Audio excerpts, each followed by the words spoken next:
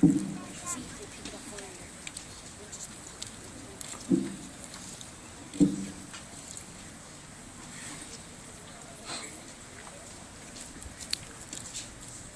are gathered here today to honor and remember a very tragic time in our nation's history. 10 years ago tomorrow, on September 11th, 2001, our nation held its collective breath as we watched that first plane crash into the north face of the North Tower at the World Trade Center. Unfortunately, our nation's nightmare had just begun.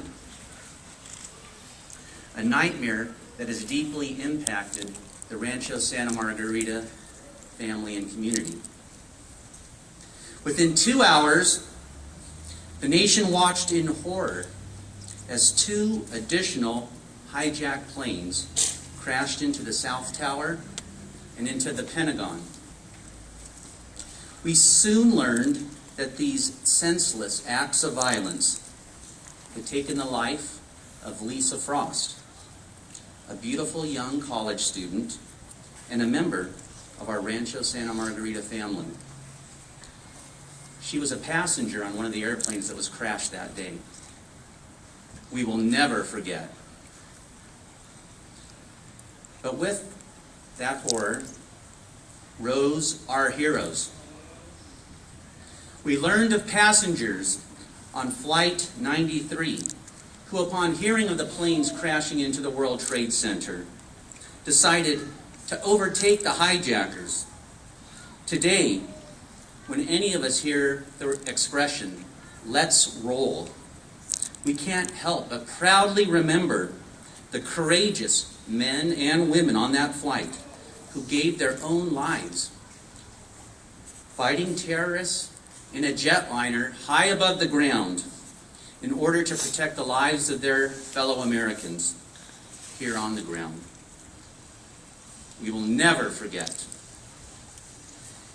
We all watched our nation's first responders, New York's finest. They bravely rushed into crippled, burning buildings as thousands struggled to get out of them. We will never forget. The eerie landscape of ash-covered men and women, cars, buildings, and sidewalks, contrasted with what just before were the shimmering World Trade Center buildings that only heightened the horrible impact of what had just occurred. As the morning turned into afternoon, Americans stood side by side, sharing a collective grief that really hadn't been experienced in decades.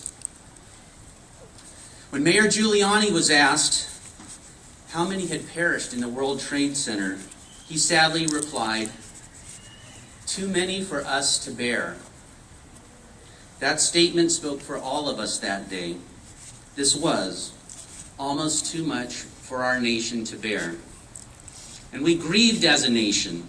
We gathered outdoors, we held candles, we huddled with family, neighbors, and strangers. And collectively, we wondered what had just happened to our nation. We watched on television. We sat transfixed as we saw family members posting pictures of their loved ones who were now missing in the rubble of the World Trade Center buildings. We saw faces of fathers and mothers, aunts and uncles, cousins and girlfriends, faces of all colors, nationalities, religions, all joined together in a destiny that none of us could have anticipated and never will fully understand.